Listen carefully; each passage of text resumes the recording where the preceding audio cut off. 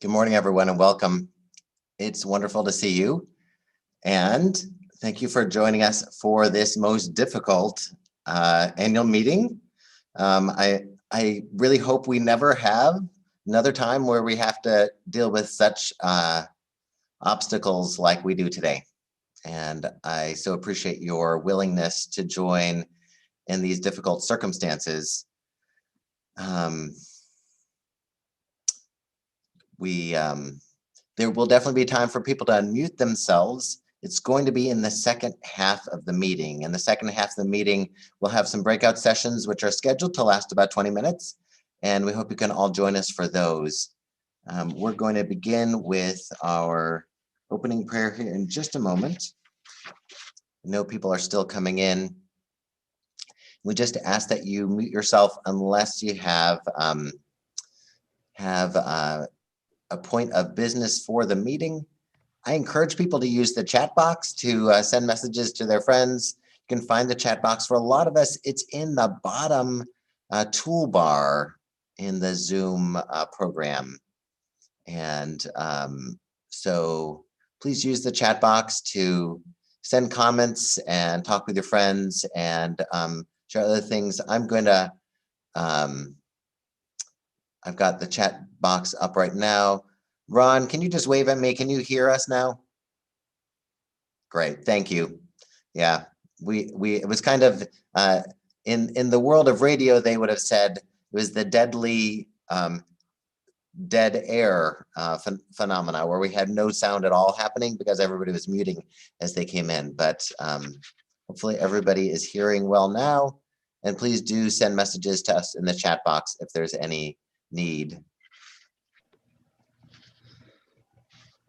Your agenda for the annual meeting is found on page 5 of your annual report. So it looks like this. Page 5 is where we're at for our annual meeting agenda, and there are other important materials there in your annual report. Should mention one other thing, which is that our meeting is also being broadcast on YouTube. So really technically anybody searching the web right now could find us. So we just need to be aware that everything that we say is out in public. And it's one of the ways we can keep our members connected. You should know that right now is probably at least 4 or 5 member screens are joining in via the live stream. So it's really helpful to have another way for people to be participating in our annual meeting. Please join with me in an opening prayer. The Lord be with you. Gracious God, we come to you in this time of challenges, seeking your guidance and seeking to continue the work of your church in this very important time for us and for our nation. We give thanks for the many blessings, all the work that has brought us to this day. We pray especially for those who are in great need this day. We pray for those who are walking the streets of our city, for those who have lost their income due to job loss, for those who are sick in the hospital. We pray for these many needs of our community and give you thanks for your continuing grace and strength among us. These things we pray in the name of Christ. Amen.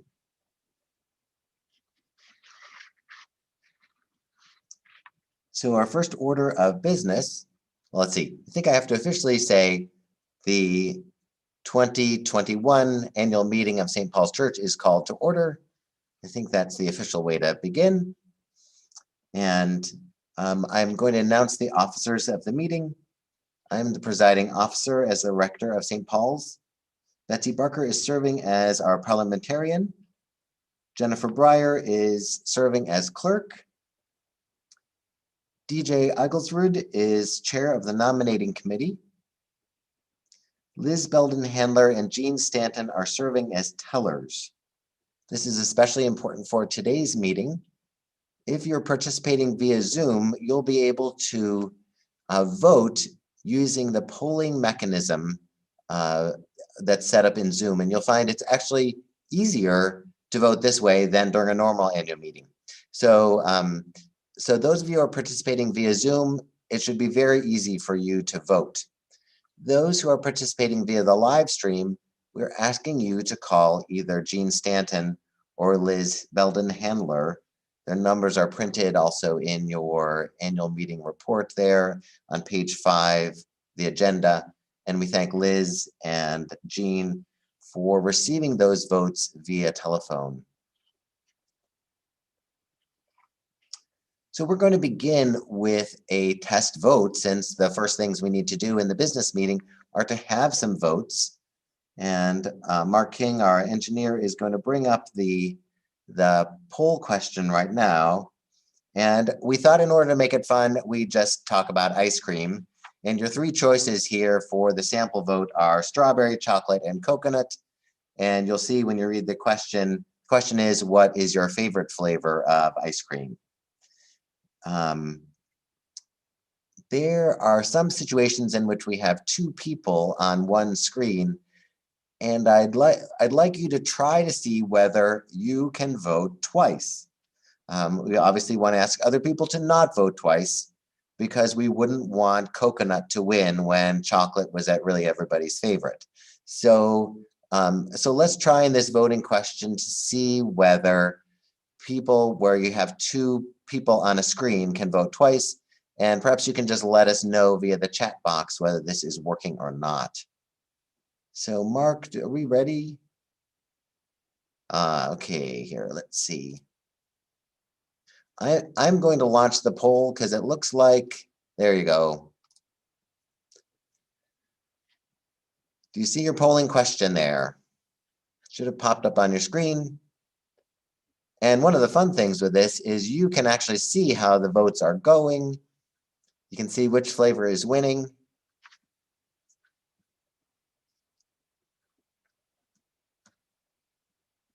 If you are not able to vote, okay, so I see a message from somebody. Can I ask the second person in your family to call up Jean or Liz and give your vote to Jean or Liz? So, you know, Dorina and Roy, for instance, said that only one of them can vote. So perhaps Roy could call up and give the second vote to either Dorina or Liz.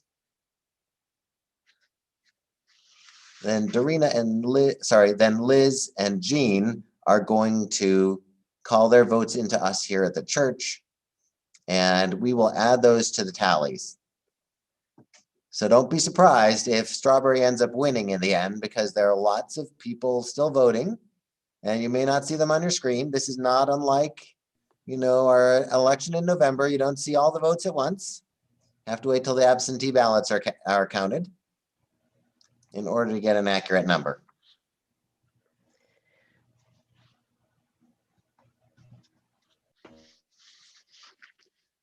We are going to leave this poll open for about another 5 minutes. And that will give time for all these last votes to get to me. This will be the way it works for all the votes, right? We're going to end up doing this, I think, at least 3 more times during this meeting. So that's why we're practicing. While you are waiting for those results to come back about our favorite flavor of ice cream here at St. Paul's, I'm going to ask you to turn to page 2 of your annual report. And there you will see the minutes of our meeting from last year.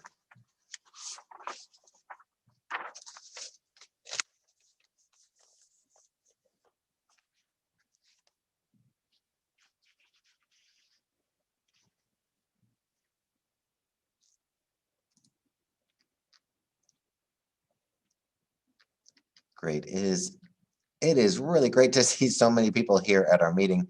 You should know that I would say we have at least 45 people participating, which is really remarkable considering the chances, that the challenges of this year.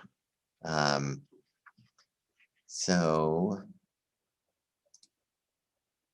also, I've been notified that you cannot see the results of the poll so far. So far, we have 7 votes for strawberry, 10 for chocolate, and 12 for coconut.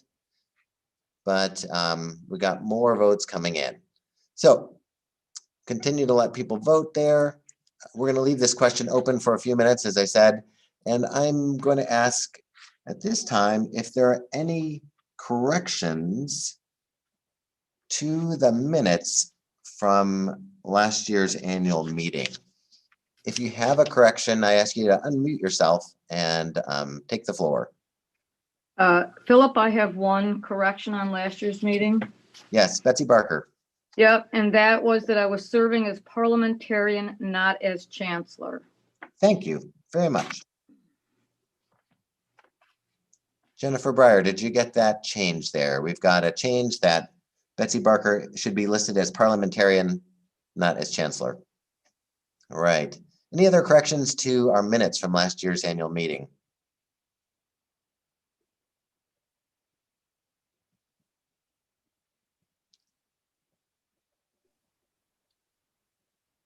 Should I move its approval?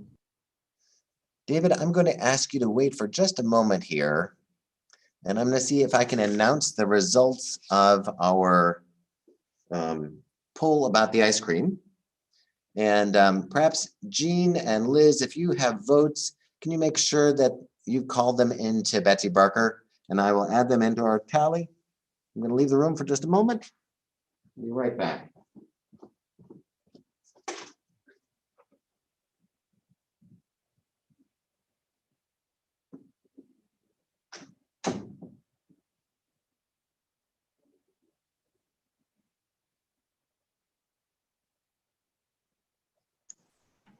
Hi, Betsy. Hi, Jean.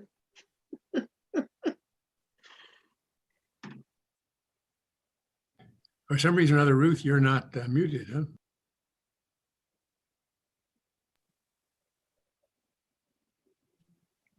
You can you can unmute yourself, which I've just done, and then I'll remute myself. You can do that with the space bar. Usually, just hold it down. I'm on an iPad.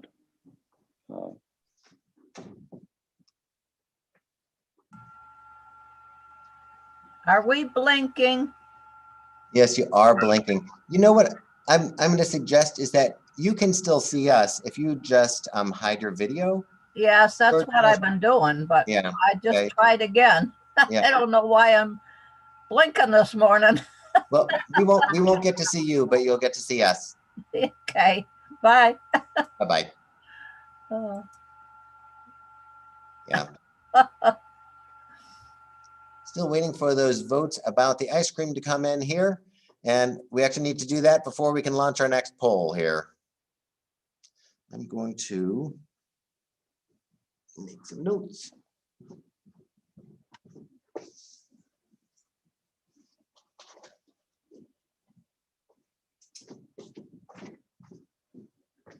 Charlie.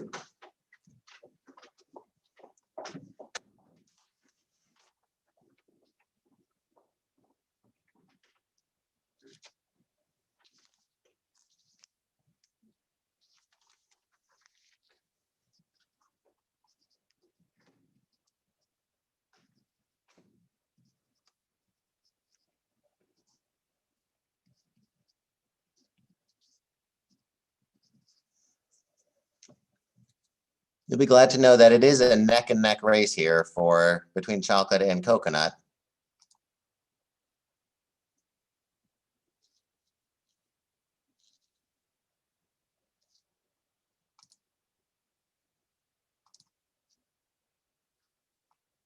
Okay.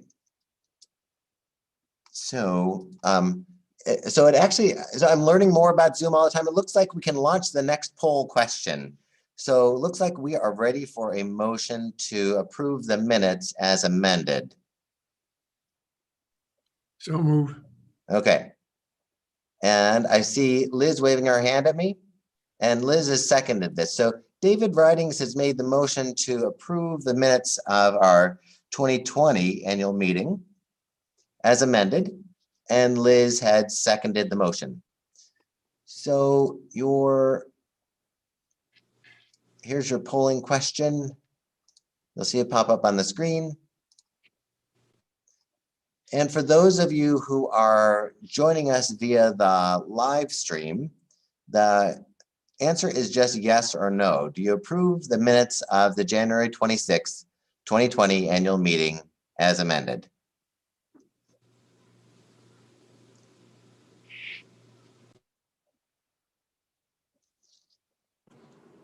And Philip, you can tell people they can just text Jean or me rather than calling us. Oh, Either right. one works. Yeah. Thank you. Liz points out that you can either call or text. Text is a little bit easier, I think, for them to get the votes for you. If you're able to text, that's good, but you can also call if that's better for you. Really, really appreciate Jean and Liz being willing to do this.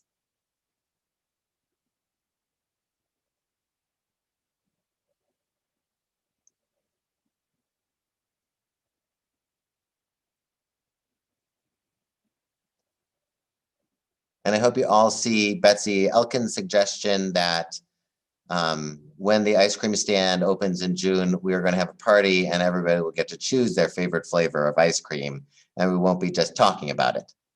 Seems like a lot of things in this pandemic, right? You talk about a lot of things, you don't do a whole lot. So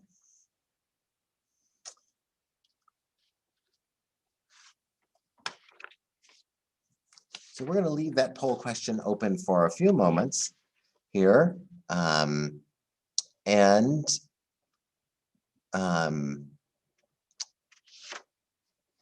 Just so you know, there are some of these poll questions, some of the real poll questions, we will need to have the ballot, the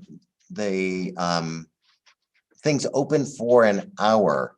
So just so you know, officially our meeting has to go an hour past when our last question is announced. It's wonderful to see Helen Ferguson as well as Ron. Helen, it's great to see you. This is one advantage, is that our members in Florida or wherever they might be can join us. Well, we're very happy to see you. It's been a while. It's been a while. It's great to see you, Helen. Yeah, I'm going to, can everybody see the poll here? This is for our minutes. I'm going to. What poll? Philip, I didn't see the poll Approve the jump minutes. my screen. Okay, let me see if there's a way for me to do it again here. Hold on, I'm going to keep track of the votes. I'm going to relaunch it. Here we go. Okay, so if you just joined it, you should see it now, I think. Is that true? Looks good. Are we supposed to vote again if we already voted? Nope, if you already voted, you don't have to vote again. Okay. Just vote if you didn't vote the first time.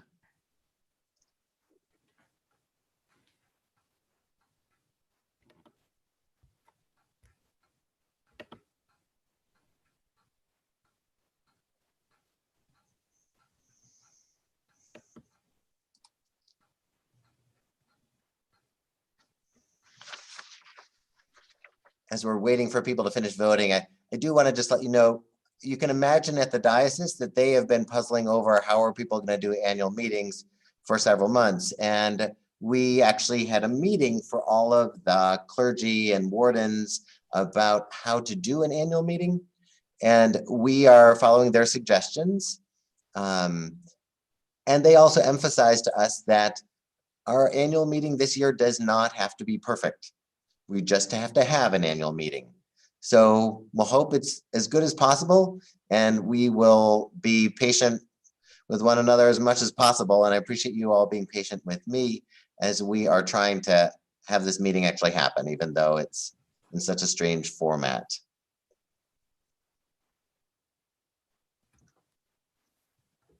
I really appreciate people using the chat box there. Again, try to vote once. Since we relaunched the poll, that is also a way for a second person in your family to vote. And I think we will do that from now on, is that I will leave the vote open for about 4 or 5 minutes to give people a chance to vote. And then I'll relaunch it so the second person in your family could could vote from your screen there. All right. I'm going to announce the votes of the ice cream vote. I know this is, everybody's been looking at this. It was really neck and neck here, but strawberry received 7 votes, chocolate received 12, and coconut received 13. So I did not vote. It is true that I would have voted for coconut if I had the opportunity to do this. So I thought it best for me to not vote in this situation since it was such an important question for the parish. I would just not participate. All right. Going on here, we are going to be collecting our votes on the approving the minutes of the annual meeting as amended. And so far I have many votes. If you have not voted thus far, can you do so now? We're going to end this particular question in just a moment.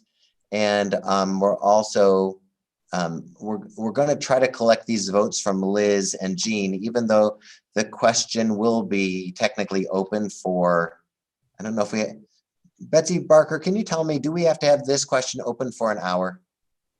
No, just the meeting has to be. Just the meeting has to be open for an hour. Thank you. That's great to know. Okay, so we are ending this poll here. And Philip, we have 3 approved that came in from Liz Handler.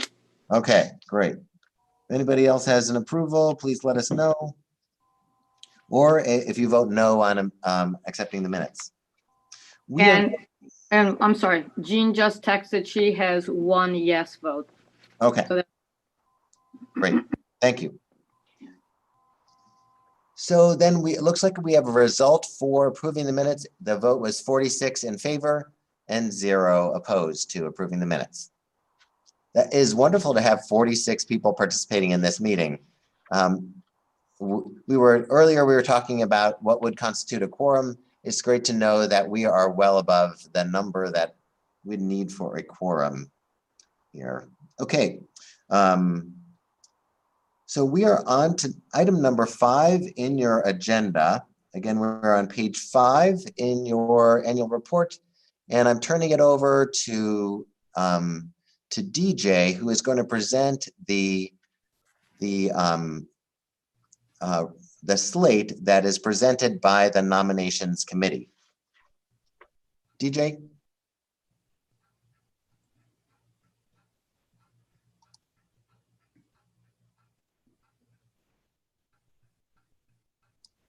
DJ, you are still muted. Yes, I would like to introduce to you the members of the Nominating Committee: Jim Doyle,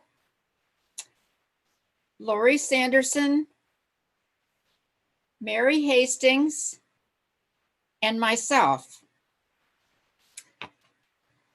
We recommend the following people for vestry for the term beginning January 31st, 2021 to January 31st, 2024. Kira Durgali, Carolyn Grebe, and Tiffany Miner. We recommend for warden for a period of January 31st, 2021 to January 31st, 2023, Dick Pilgrim as junior warden. And DJ, hold on, I'm sorry to jump in. Yes. We are no longer designating junior or senior. Okay. So it'll be a 2-year term for Dick. Let me start again then with the wardens. Correct. Okay. We recommend for warden for a period of January 31st, 2021 to January 31st, 2023, Dick Pilgrim. DJ, I'm going to ask you to revise what you said. Actually, the putting it as the 31st also won't actually work. Oh, because our annual meeting in 2023 will very likely not be on the 31st. Okay. I'm pretty sure it's going to be earlier in the month. So Just can January? can you just list these as a 2-year term, a 3-year term, or a 1-year term? Oh, okay, okay. So going all the way back then to the vestry, the 3 people, Kira Dergali, Carolyn Grebe, and Tiffany Miner, for 3-year terms for vestry. Then for warden, for a 2-year term, Dick Pilgrim, and for a 1-year term, DJ Eigelsrud.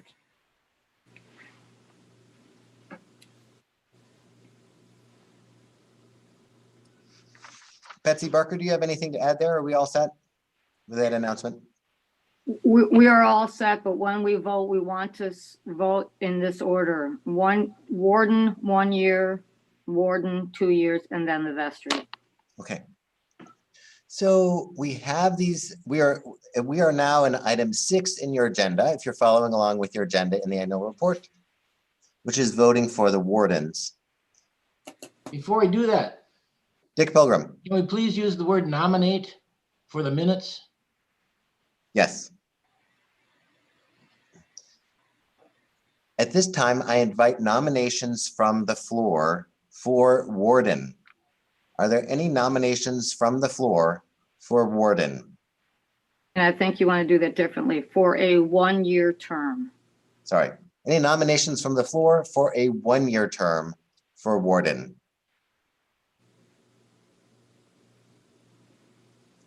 In order to make a nomination from the floor, you will need to either unmute yourself and speak, or you'll need to call Liz Handler or Jean Stanton right now in order to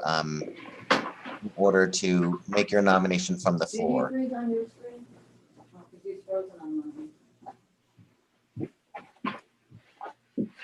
Shoot.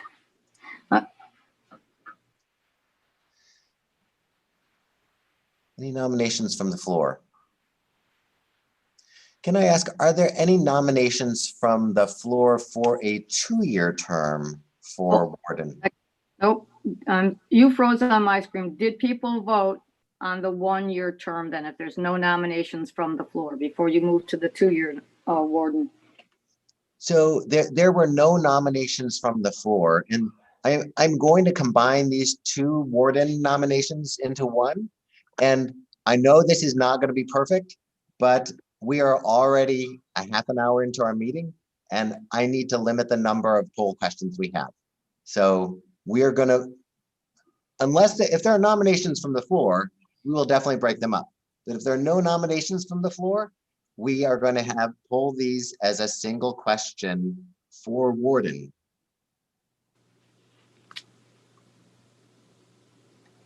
Okay, so are there any nominations from the floor for a 2-year term for warden?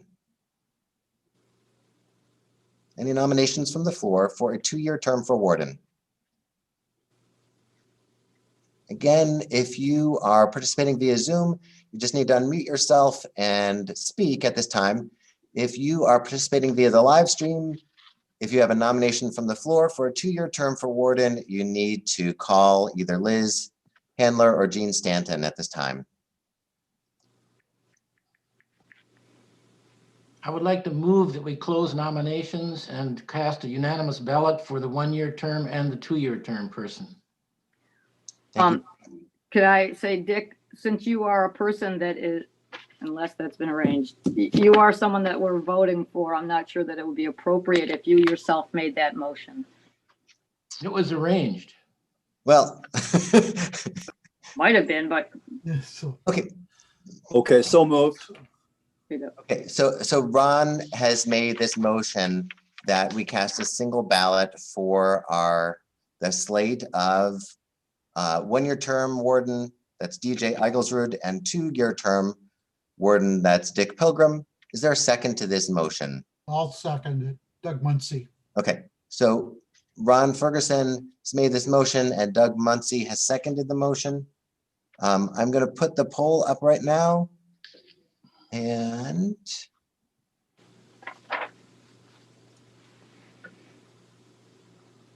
Okay. And as we did before, I will leave this question open for about 4 minutes. We'll tally votes and then I will relaunch the question. That way, if there's a second person at your place, you are able to, the second person will be able to vote.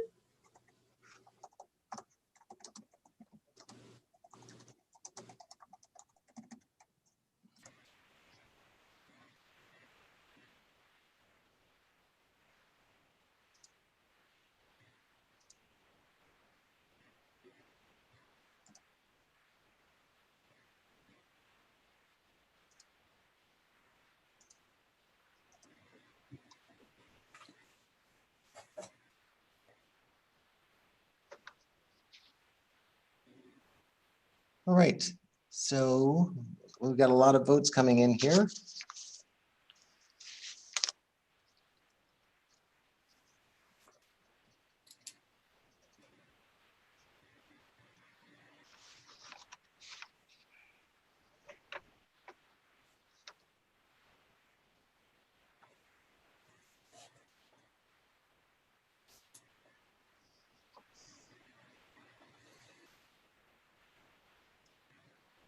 So at this time, I'm going to relaunch the poll. I ask that you not vote a second time, but if there is a second person at your home, they could vote using the polling feature of Zoom right now. And we'll give another few minutes for votes to come in via phone.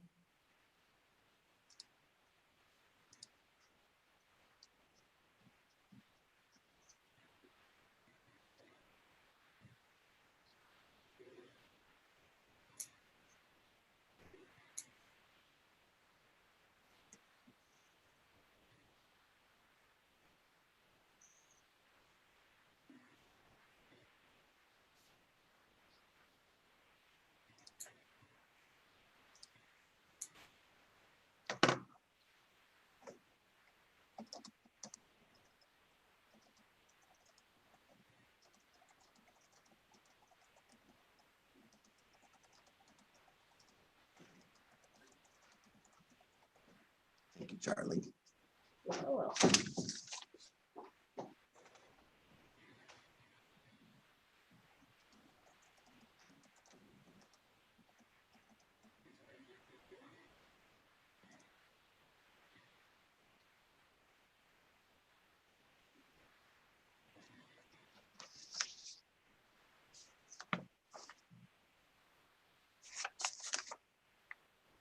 I'm going to leave this question open for another 30 seconds here. So if you have not had a chance to vote, please do so now.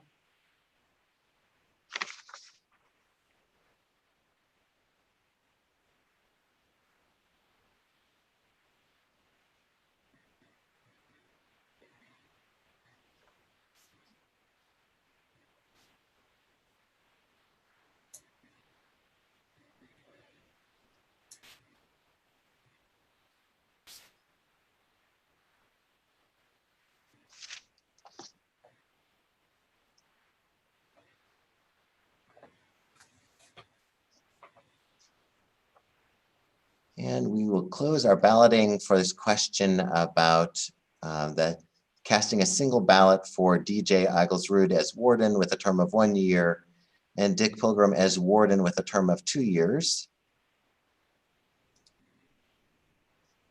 And the final vote was 43 yes, 1 no.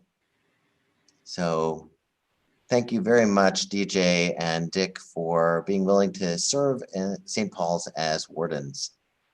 We continue now with our voting for vestry. We are now on page 5 in your annual report, item 7.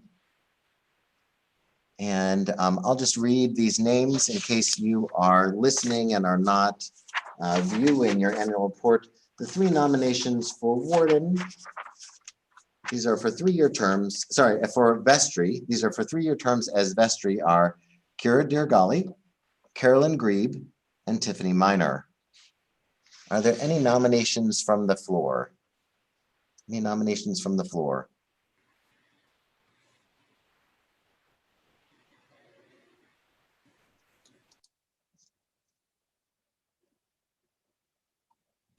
If you want to make a nomination from the floor via Zoom, you just unmute yourself and speak up. And if you want to make a nomination from the floor and you are participating via the live stream, you should call Liz Belden-Handler or Jean Stanton at this time and give them your name for a nomination from the floor for vestry.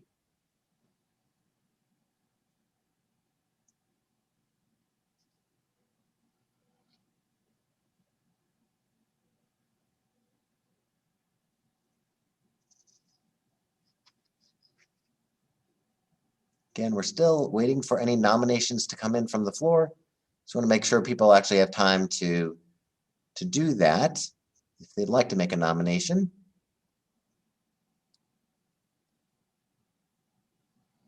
I'd like to move that nominations cease and that we cast a unanimous ballot for the slate. Could we So hold on moved. for a second so that I any second. callers could, get into Liz? I've heard from Jean. I haven't heard from yet. So okay, I now have heard from both. So I think Dick's motion can go forward. Okay. Okay. I second. Thank you, Tiffany. So the motion was made by Dick Pilgrim and Hold on a seconded second. I'm sorry. and That was Tiffany that seconded that. Oh, I think can't second that. She Sorry. can't be the one that Can't seconded. second that. I'll second it. okay. So Dick Pilgrim has made the motion to cast a single ballot for the slate of candidates for vestry, and Lori Sanderson has seconded this motion. So we'll launch this poll question now, and you'll see it in just a moment. Here you go. It reads, cast a single ballot to elect Kira Dirgali, Carolyn Grebe, and Tiffany Miner as members of the vestry. And once again, I'll leave this question open for about 2 minutes and then we'll relaunch it so that if there's a second person in your home, they can vote that second time.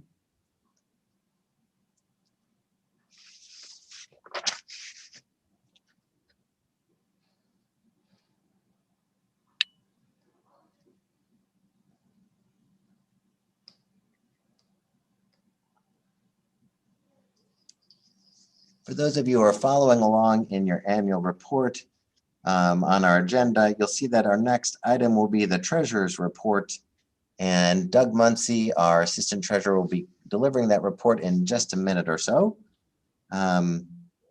If you want to follow along with his report in the annual report, it's on page 14 and 15, pages 14 and 15. And we'll invite Doug to speak in just a moment.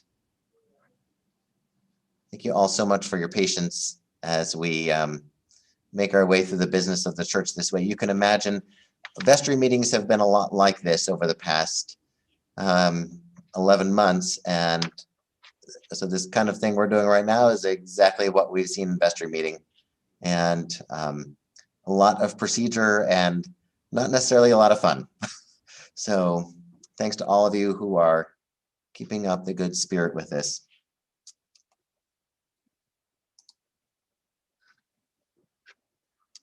Okay, I'm going to relaunch this poll. I've kept track of the votes from the first round. We're going to relaunch it now, and that way, if there's a second person in your home who did not get a chance to vote the first round, they can vote at this time. But again, we ask that you vote just once.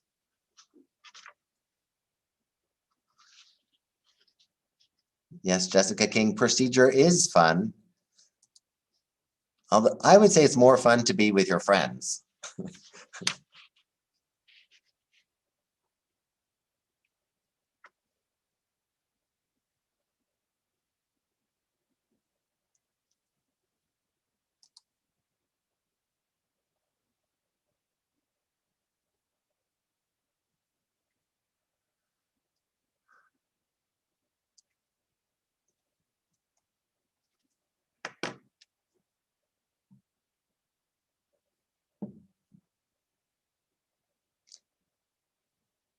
One of the great things is it's great to see some of our members who are often not able to join us for annual meeting. Notice that Edith is with us today, and one of the small benefits of pandemic is that we will continue to have live streaming and Zoom meetings as an option so that everybody can participate, even if they're not able to come to the church.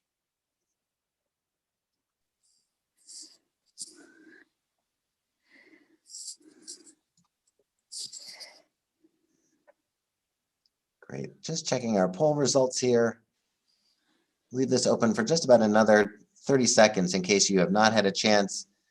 Again, if there are votes for vestry coming in from Liz and Jean, please send them along immediately so we get those in. We can include them in our tally. Charlie, thank you very much. We've got a great runner here, Charlie. I think Charlie is 9 years old, and he has been really faithfully delivering the results from the telephone votes here.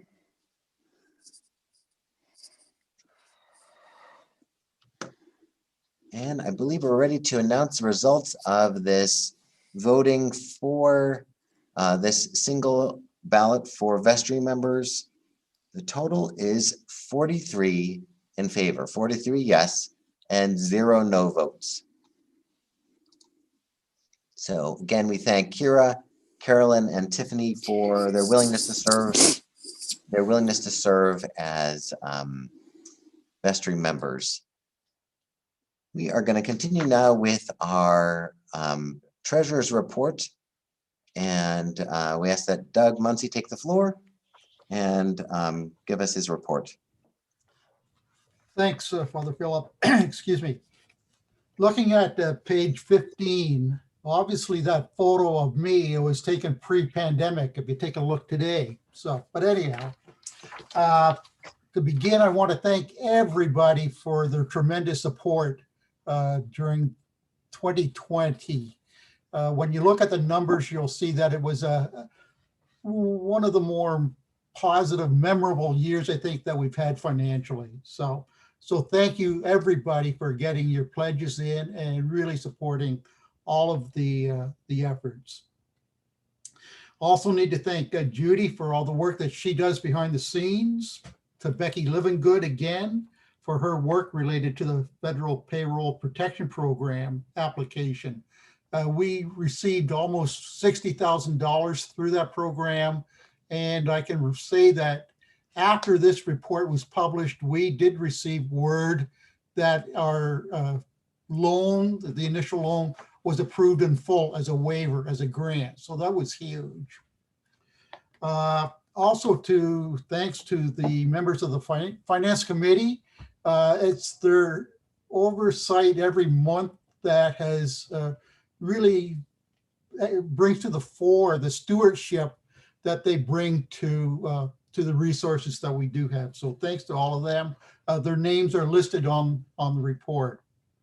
Looking at the narrative on page 15, down towards the bottom, talking about the Endowment Fund, it shows a market value of $6,466,000. I need to up that to $6,542,591.36. And that's because that includes the endowment investments that we have. I did not include initially the market value of the Nandor fund that's in a separate account. So we're up over what I had initially published. I'm going to jump to page 14 now, the numbers. I've added comments to a number of things that were significant, but I want to again say pledge and plate income. The report was published before we actually received some new balance of pledges paid in January. So we have actually exceeded what we have budgeted. I didn't run that report, but I know that we're over what was budgeted. So again, in a hard fiscal year, that was amazing. So thank you.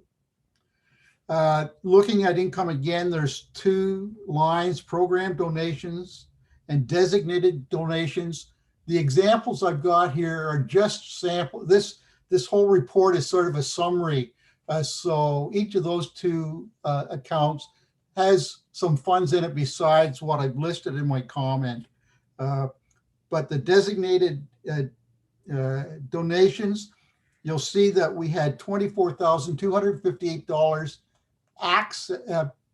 in memorial gifts over some expenses we had. We have transferred that net amount of that 24 plus to the endowment fund. Again, that's super. Okay. The salaries and related expenses, we are under budget there. And one of the big reasons is that we had budgeted a part-time custodial position beginning in May, June, the beginning of June, the beginning of July last year. We did not fill that position. We have contracted for cleaning service and snow removal. And we also have a part-time, we have a handyman that we call for as needed skilled sorts of positions. So that was a big reason why we were under budget there. We also realigned some of the staff based on the needs during the pandemic. We did not need the part-time bookkeeper. Church school was not in session most of the year, so that was also some savings in that item. The jumping way down to memorials paid out, again, that's the transfer of some funds into the endowment, that excess that I spoke about a moment ago. Subsidies from the investments, right near the bottom. Just to note that some people have opted to pay their pledge through the donation of stock. And so if anyone else would be interested in that, be sure to contact us and we can give you the instructions for that. So the bottom line is we had an excess of funds. A lot of it, piece of it was transferred to the endowment fund. And we've also been able to transfer some to the capital project, the Open Doors projects, some of the excess. So again, it was a great year. So. Doug, thank you very much. If anybody has any questions, they could get to me offline too, tomorrow or the coming week, if there's any questions. So. Great. Thank you, Doug. We'll continue with the Rector's Report. For my Rector's Report, I'd like to begin by expressing my appreciation to each of you for all the efforts you have made, especially during the past year, to support one another, to remain connected with each other, and to carry out the mission of St. Paul's. In 2017, I know 3 years ago, I made a similar statement, but it is just as true today. We are making our way through a most difficult time, and we are in the very best place to do it. I ask that you take a minute to remember our members and friends who died during 2020. Remember especially the Reverend Hal Avery, Patty Dorr, Bob Fry, Mark McGrath, and Nancy Ridings. Please join with me in a moment of silent prayer as we give thanks for the gift of God's love these people shared with us.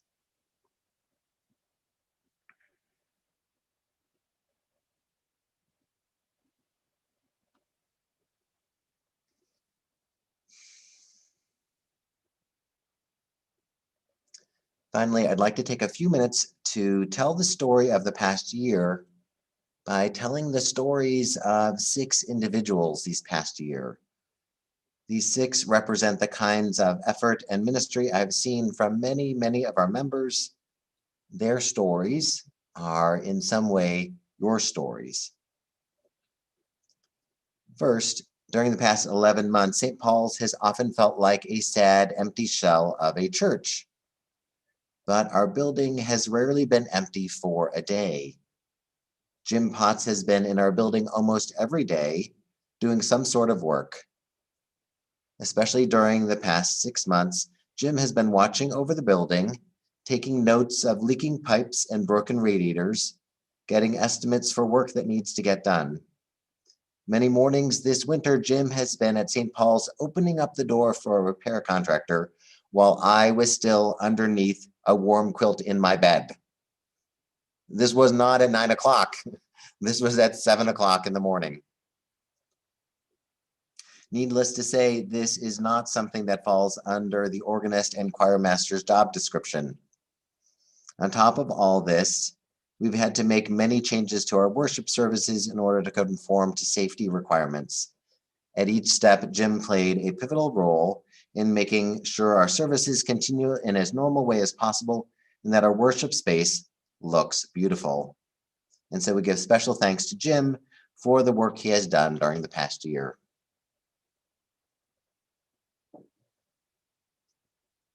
Thank you, Jim. During 2020, our church website became like the front door of the church. It's the way each of us joined activities at the church and found the most up-to-date information. When all of our activities suddenly went online, Judy McAdoo-Pelton did a quick makeover of our website to make it easy for our members to join meetings and other activities. Judy has always been willing to do what was necessary to get the job done, but during the past year, Judy was really on call 7 days a week. We called on her for help on Sunday mornings, Friday nights. She answered our emails and phone calls 7 days a week. And so we give special thanks to Judy for the work she has done during the past year.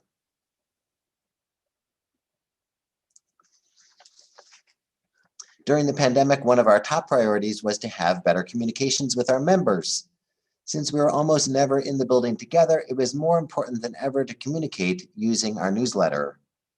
We increased our publication schedule to twice a month.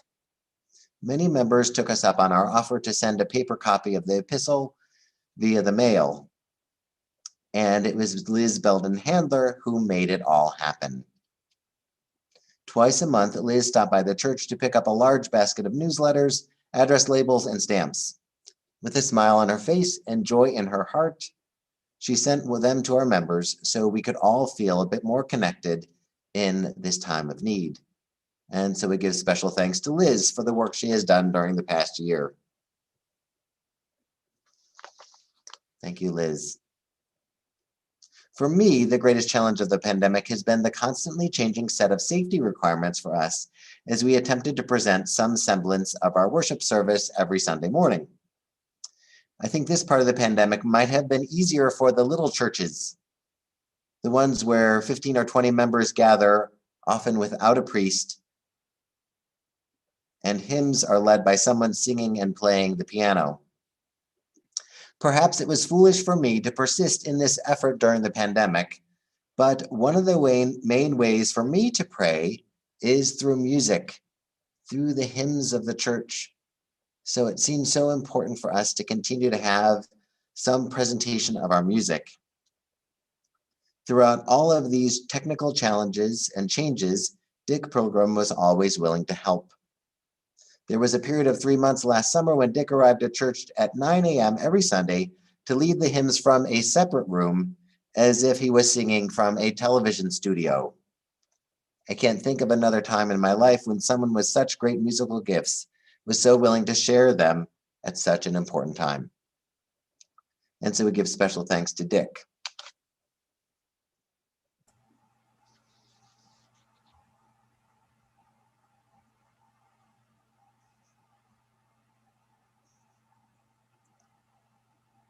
It was last July that I began to see I was failing to keep up with the challenges of the pandemic and the needs of our congregation. I was failing to keep up in spite of the fact that I was blessed with two of the most able, faithful wardens I have ever known. I began talking with our executive ministry team about my need for some extra support in August. After a few months of discussions, our leaders began to pursue the creation of a part-time parish assistant position to support the work of the church and especially to support the work of your rector. We were left with one critical problem.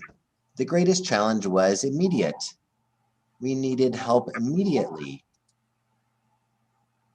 To our joy and relief, Doug Muncie offered to volunteer to staff the position for a period of 6 months. Doug has been reporting for duty every Tuesday for the past 3 months. Doug has been willing to take on every task, from moving file cabinets to organizing meetings. Doug is a true servant of God. And so we give special thanks to Doug for the work he has done during the past year.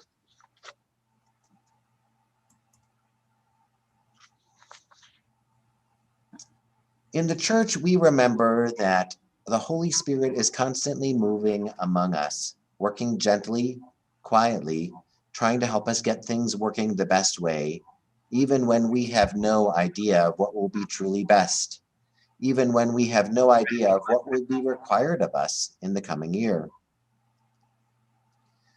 2 years ago, having served a full term, 3-year term on the vestry, Betsy Elkins took the unusual step of accepting our call to her to serve an additional 2-year term as a warden of the church. At the time, Betsy and I did not think for 1 minute about the transmissibility of coronaviruses. We did not consider the possibility of a pandemic. We could not imagine holding our worship services and meetings via Zoom. I'm not the kind of person who says with conviction, God knew this would happen all along. I am definitely not the kind of person who says, God made this happen. But I would make this guess about the knowledge and power of God. God knows what you are capable of better than I do, and probably better than you do. God knows your gifts and strengths. God knows better than I that this woman, Betsy Elkins, cares passionately for St. Paul's Church and for our mission to teach, celebrate, and serve Christ in this place. God knows better than I of Betsy's relentless energy to serve in a time and place of need, to bring order to a situation of chaos, and to get the job done right. And so, when everything fell apart, in the spring and summer, when there was more work than ever and fewer people on hand to help, Betsy was by my side.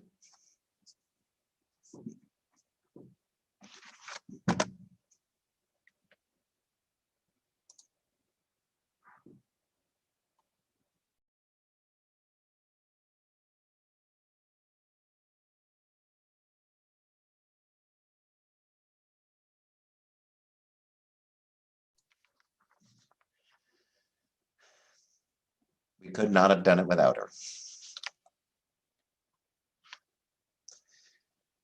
Now, thankfully, we have 3 5-minute presentations. The first is from our Open Doors team. So we're going to ask Kathy Wolf and Becky Livengood to take the floor and make a presentation about Open Doors.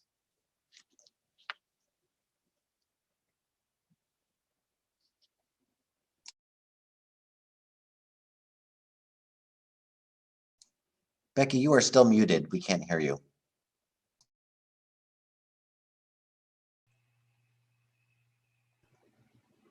Sorry about that. So I'm going to talk about the building project, and Kathy is going to talk about the capital campaign. The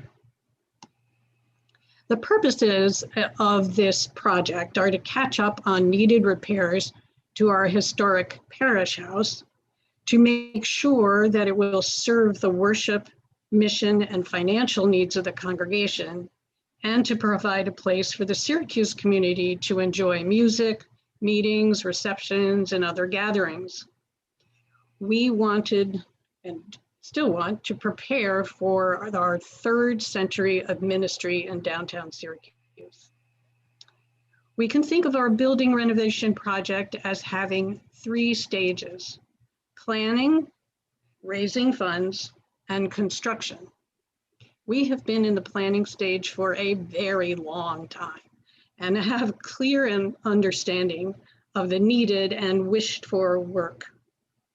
In this last year, we worked to finalize the renovation plans and to finish requirements of the 2 major grants we have been awarded, the National Fund for Sacred Places and New York State's Environmental Preservation Fund.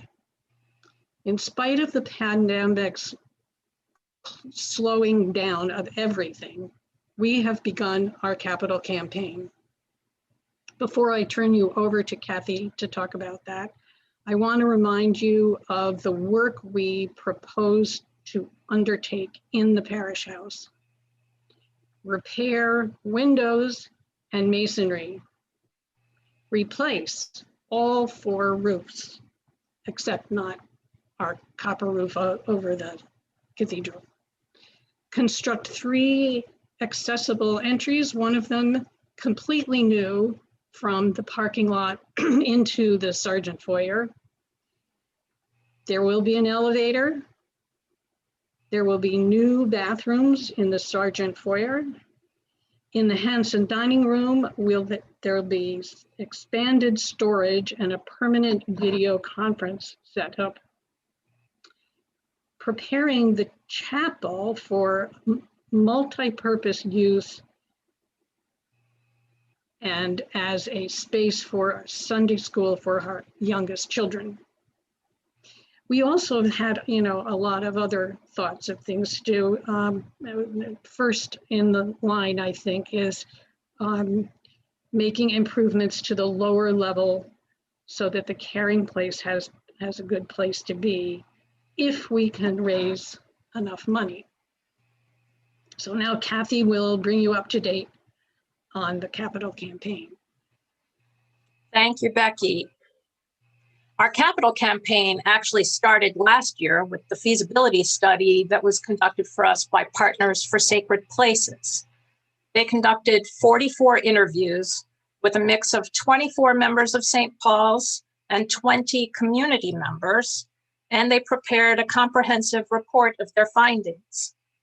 They concluded that St. Paul's is ready to start a capital campaign for a project with total costs of $1.3 to $1.5 million.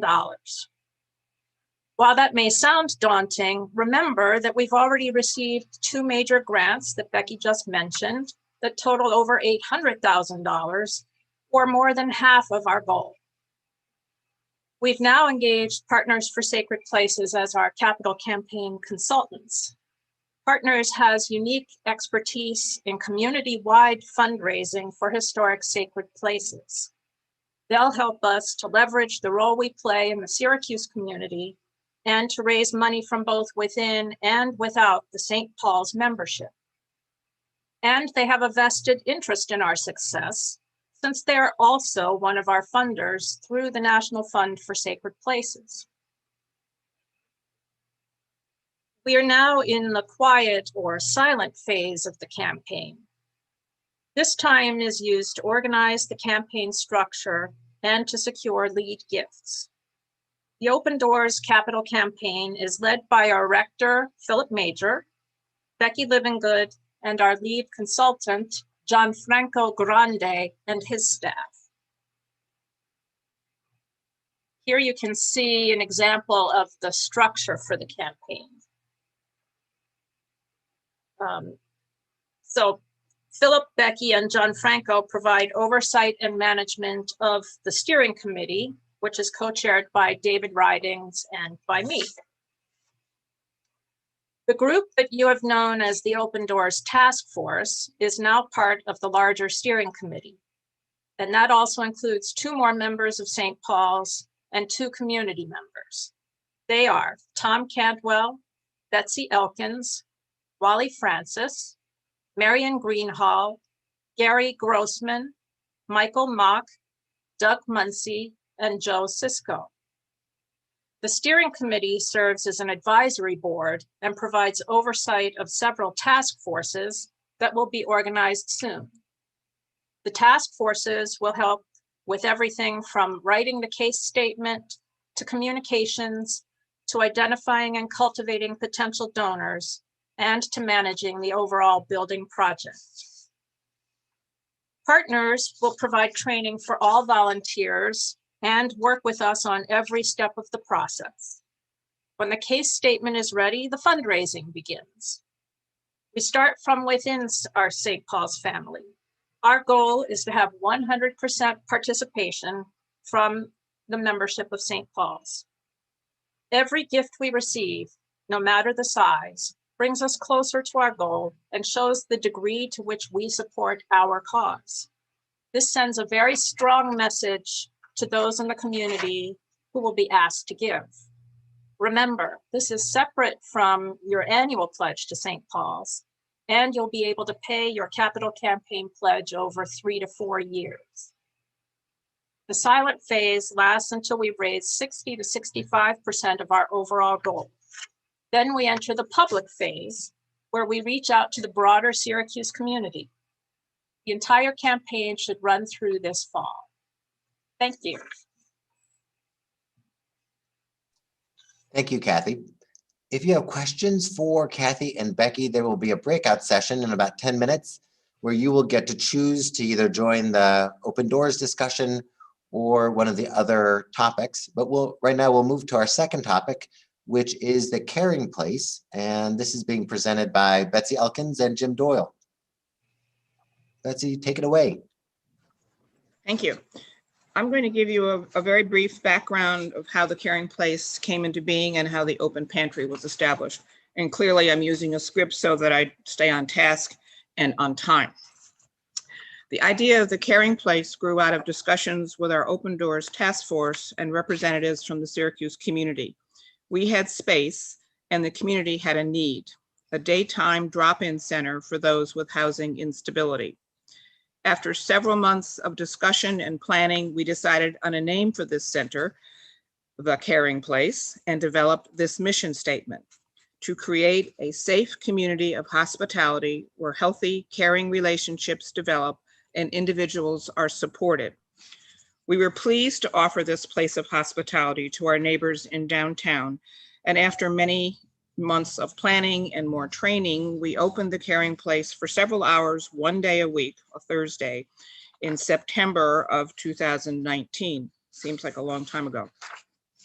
By the time we had to close the Caring Place in March 2020 due to the pandemic, we were hosting about 25 guests each Thursday between 10 and 2.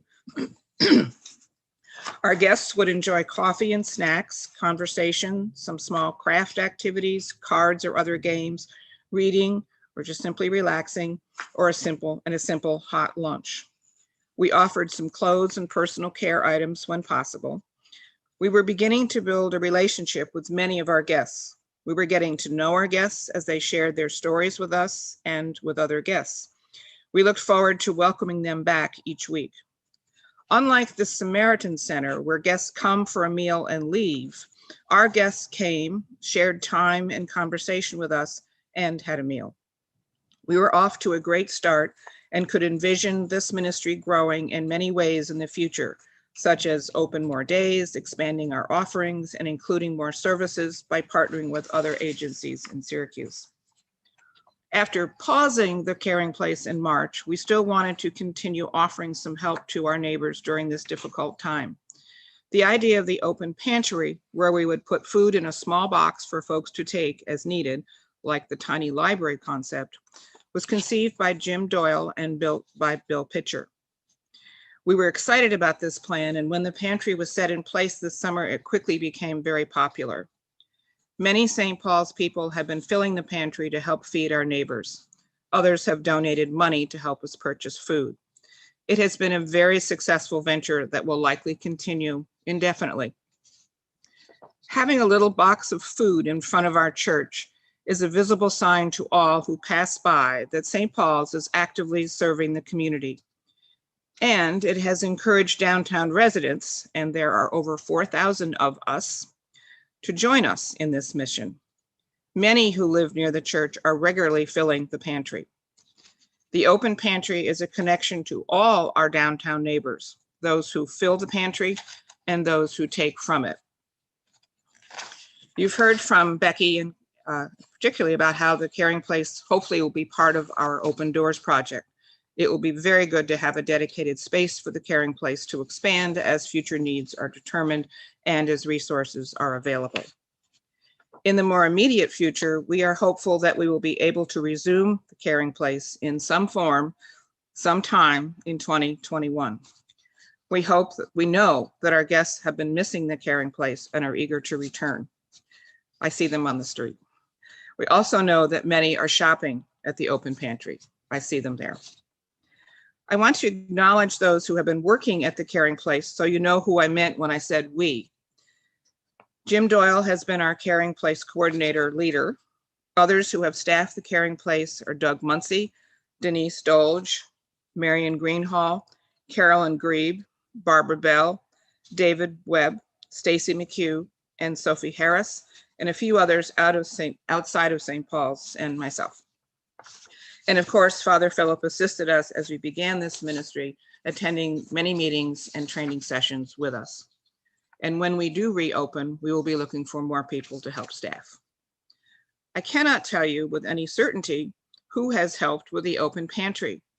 I know it includes Barbara Bell and David Webb, Liz Handler, Mary Hastings, Lynn Fallon, Carolyn Grebe, Mary Powell, Kira Dragali, Jim Doyle, Doug Muncy, Marcia and George Anderson, Kathy Wolf, Father Philip, and me, along with a number of other downtown residents. It's really like magic. The food just appears and we don't always know who is contributing it. So if you're one of the magic people whose name I did not know, thank you. That's just a very quick overview for you, and Jim Doyle and I will be in the breakout session where we would welcome your questions and comments. And thank you, Betsy, for all that you have done for the Caring Place and the open pantry as well. Very much. Thank you. And we're going to continue on with our presentation about Sunday school. The program that we are working on is called Godly Play. And here's a brief introduction to it. It's going to be in the form of a PowerPoint presentation. So you won't see very much of me on the screen for a while here. You're going to be seeing a slideshow. And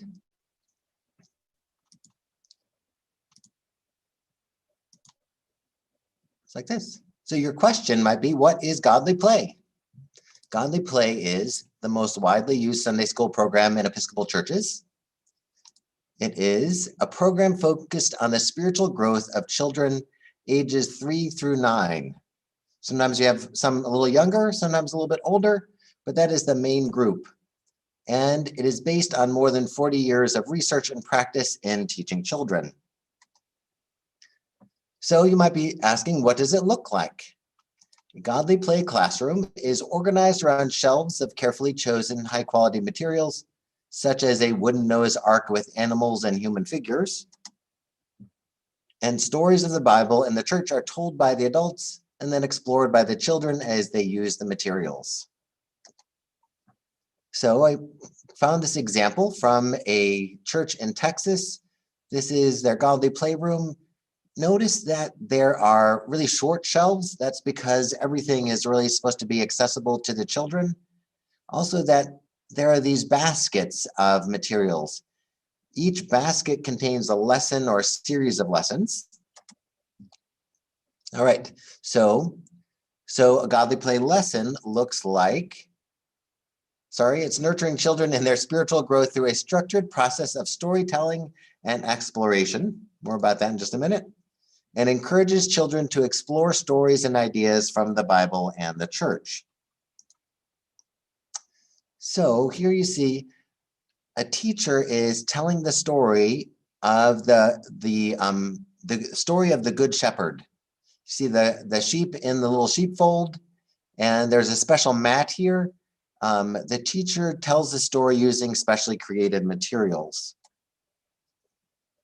Each lesson or set of lessons uses a different set of materials. This set of materials here is, you can probably guess, Moses leading the children of Israel through the Red Sea. One of the things that you notice here, there's a giant kind of sandbox that goes on the floor of the classroom. And I have to tell you, that sandbox comes out a lot because there are often people going out into the desert. So there are some pieces that get used over and over again, but with different sets of materials with it.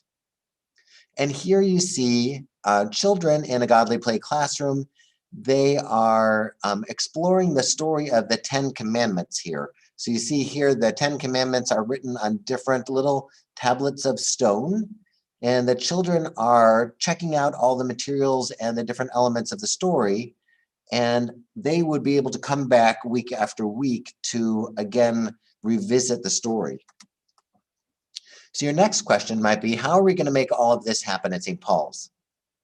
So we are using the next 7 months as a time to prepare for the introduction of this new Sunday school program. Our work is being guided by a Godly Play steering committee. So far, there are just 3 of us on the steering committee.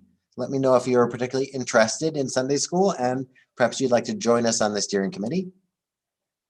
And I just want to note that we already have 3 children who are ready for Godly Play and attend most Sundays. So I'm pretty sure that when our Godly Play classroom opens, we will have children there. Would you like to help?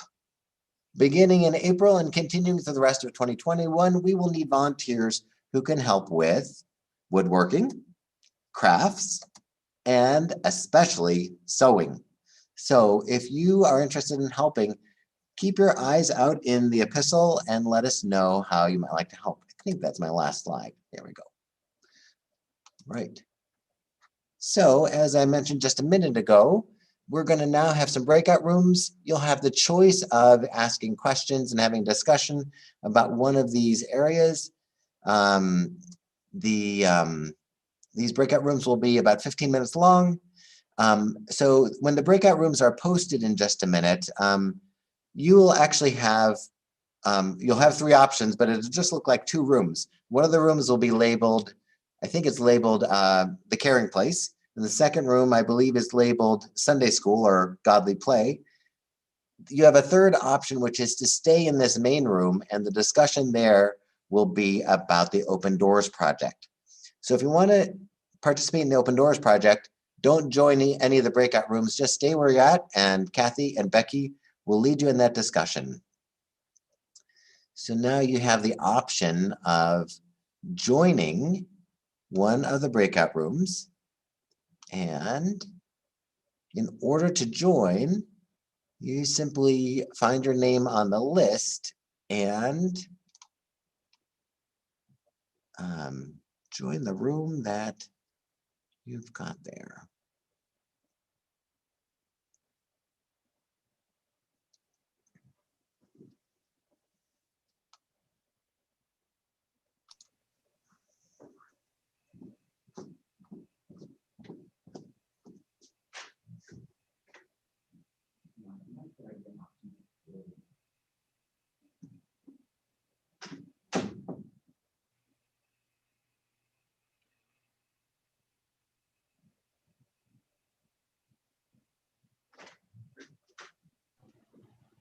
Philip, are you still there? I am still here. How do we know when to start? I would give people about a minute here. We still have a bunch of people who have not joined. So. Okay.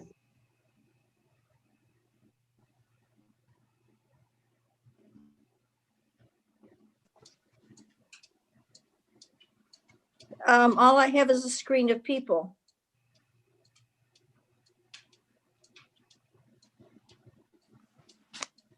Carolyn, if you let me know which group you want to be in, I can put you there.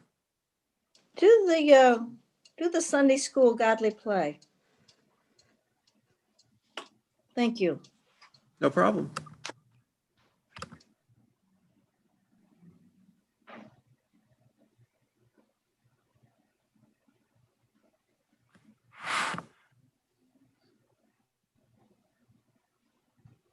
If anybody else is having trouble, just post, send me a chat and I can put you where you need to be.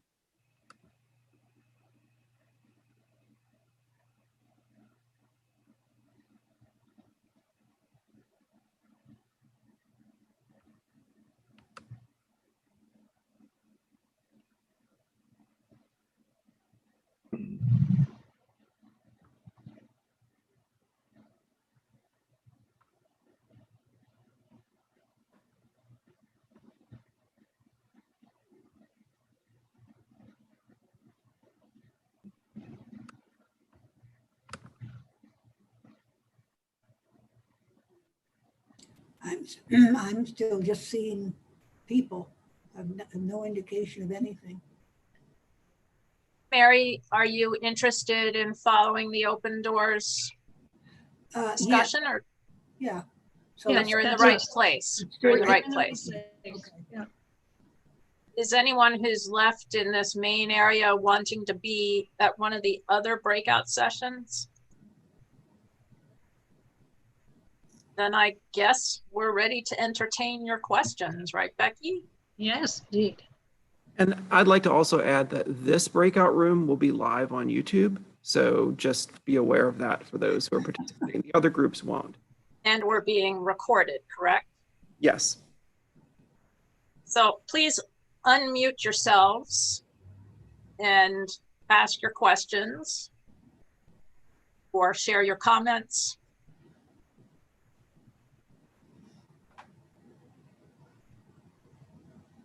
I guess my question is about the training, because I never done any fundraising. So, but I would like to learn. Great. Not many people say that, Kira. That's brave of you. I can tell you what little we know at this point. Let me start by saying the very first steering committee meeting is happening on Tuesday, and we're just receiving materials from our consultants now. Okay. But Becky, David Ridings, Philip, and I went to an orientation with the National Fund for Sacred Places a year ago, last November, which feels like another lifetime ago. And one of the sessions that at least I think Becky and I went to was similar to the kind of training I believe they'll be doing, which will include role play, where they help you with, here's an example of a conversation that you might have with someone who might be a prospective donor to the campaign. And here are ways that you can deal with either their questions, their criticisms, or how to get them to commit to giving you as much money as possible. Obviously, the more money we can raise, the more we can do. But beyond that, we don't know yet a lot about how the training is going to work, other than we have a series of task forces which Partners has outlined based on what they've done at many other churches and other houses of worship. You'll be learning more about what those are in the coming weeks. And each task force will have a specific job assignment that will only last for the length of time it takes to execute that job. So for example, one of the first things we need to do is write what is known as a case statement. And that's just basically fancy language for telling people why we think they should give us money. What is the project? Why should they care about it?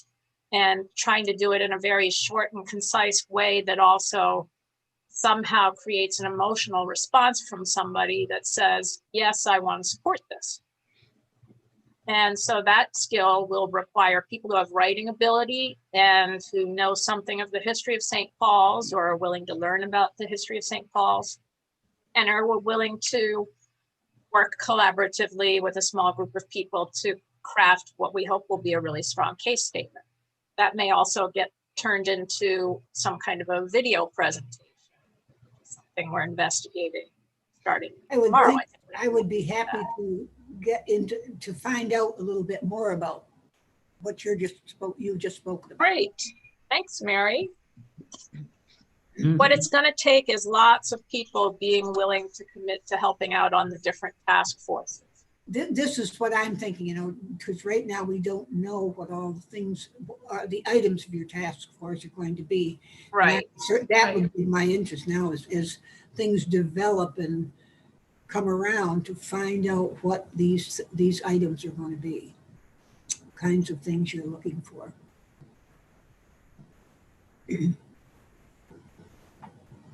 Well, I can tell you briefly from the feasibility study, which of course I grabbed the wrong thing when I was grabbing stuff. Okay. Hold on a second.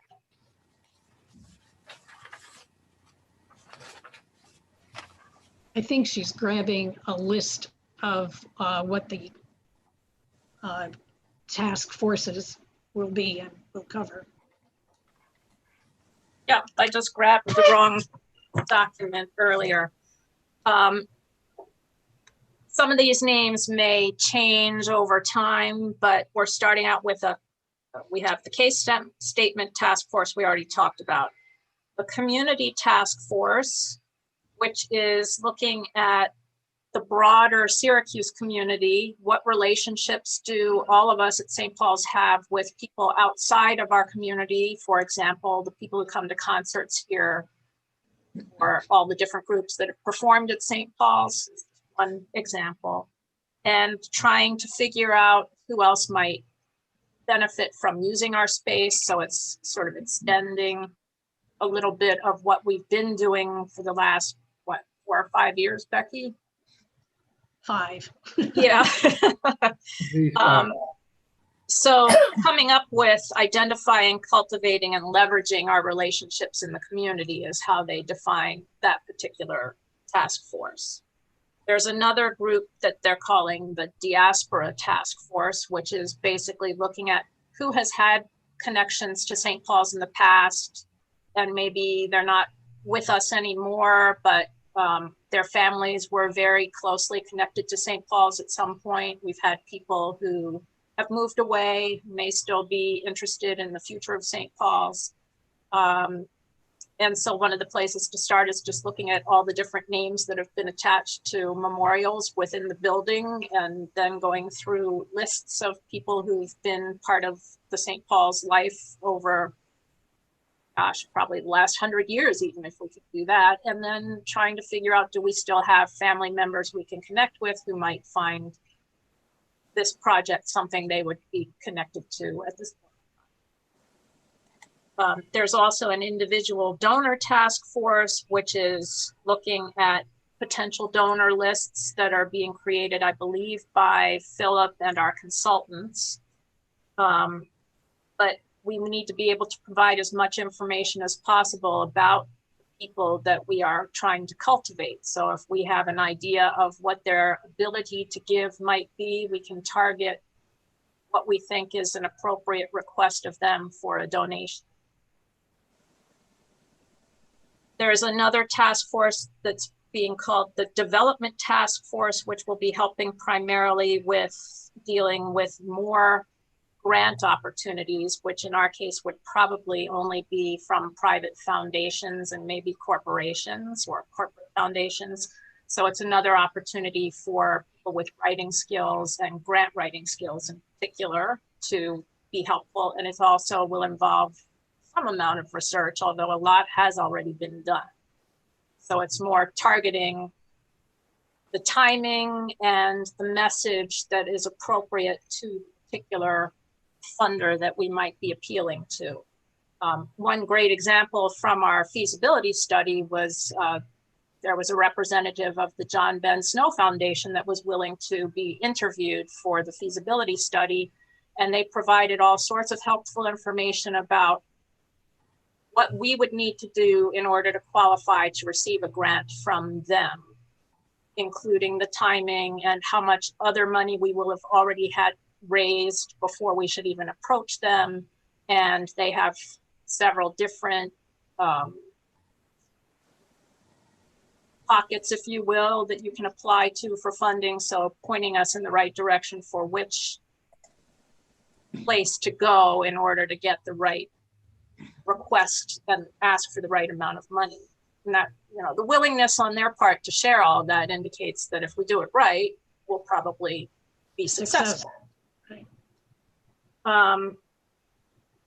Then there's a communications task force, because it's very important that we continue to keep not only all of our members involved in what's going on at St. Paul's and how this project is evolving, but also to get our message out to the broader community. And that's another thing that our feasibility study pointed out, was that we can do a better job communicating what we're very good at doing humbly on behalf of our community, but not so good at touting to the world at large.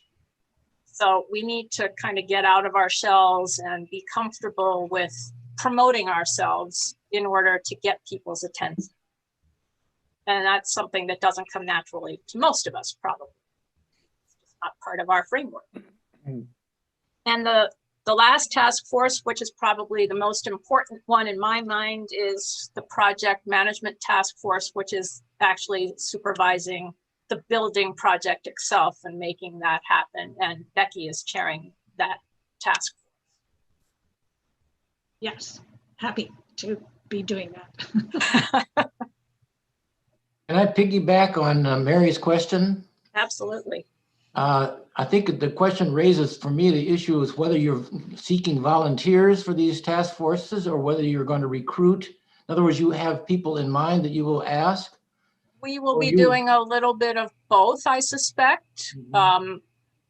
Just because you volunteer doesn't mean that you're automatically going to be serving on a certain task force. And I hope that people understand that we're trying to get the best fit of people's skill sets and the right number of people. So we may, I mean, I find it hard to believe we'd be overwhelmed by people who want to ask somebody to give money, but you never know. I don't think you can ever have too many of those people. But it is important that we get people who are able to do the entire job description of a particular task force. So I would say, don't hesitate if you're interested in something to let us know that that's something that's piqued your curiosity. But we will be inviting people to serve as well. And we'll be asking people from outside of St. Paul's, just as we have 2 people on the steering committee now who are not members of St. Paul's. We're hoping that we can get others in the community to help us out on these different task forces. So if you know somebody who might be a good fit for us that we don't know, we would love to hear about them. Kathy, I want to remind people that I was the one tasked with writing up a report about this meeting, and I will also include the names of everybody who chose this breakout. Oh, great! So thanks. you will have an idea of sincere interest on the part of the people who chose this breakout. Thank you, Tom. Thank you. Thank you. Kathy, I think we ought to sell the town hall that's coming up, because that's a good place for people to learn about what's going on. In a normal year, what our consultants would like to have happen as the next step would be a live in-person town hall meeting. And obviously that can't happen during the pandemic. So we're looking at creating a town hall with our consultants that will be probably somewhat similar to this annual meeting, that it will have to happen virtually. And because there's still a lot of uncertainty in the world right now about how the pandemic is progressing, I know that instead of jumping into this right away, and because we just had this meeting today, we're probably looking at something closer to Easter or right after Easter, most likely, as the timing of when we'll be scheduling that. So I'm sure Philip will be sharing more information about that as we figure it all out. But it will give you an opportunity to hear directly from our consultants at Partners for Sacred Places and learn more about where we are with the project at that point in time. Any other questions or comments? We kind of need to, I don't know if you noticed, but we're all back in the same room here. I wondered.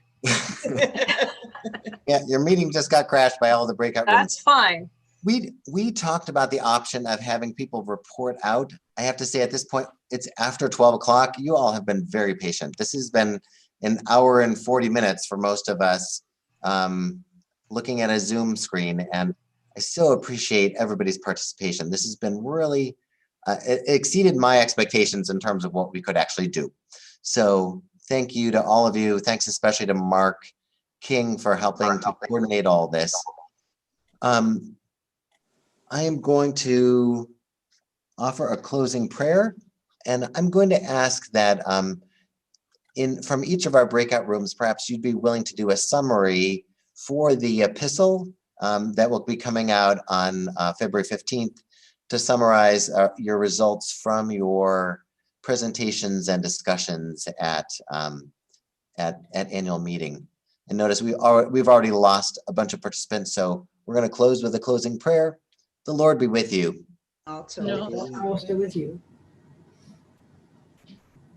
Gracious God, we give you thanks for this mystical body. This year, even more beyond our grasp as we are separated from one another physically. We give thanks for the love of your church, for all those who are working patiently and faithfully to fulfill your mission for us to love one another. We pray for our church in the year to come. We pray especially for those who are in great need in our community. We pray that your grace would be among us as we seek to fulfill your mission in this place. We pray these things in the name of Christ. Amen. Amen. Thank you so much. It's wonderful to see your faces. Thanks for all who helped with this meeting. Bye-bye. Thank you. Bye.